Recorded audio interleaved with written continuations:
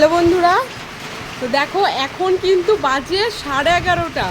হ্যাঁ, সকাল 11:30 বাজে। আর এখানকার অবস্থাটা শুধু দেখো, কী হারে মেঘ করেছে, কেউ বলবেই না যে এখন মানে সকাল রয়েছে। পুরো চারিদিক অন্ধকার করে এসছে, এত মেঘ করেছে। বৃষ্টি তো শুরু হয়েই গেছে, ঝড়ও শুরু হয়ে গেছে। জানি না কি হবে, চারিদিকটা এত অন্ধকার করে এসছে। উফ বাবা, কি হারে যে বৃষ্টি নামবে।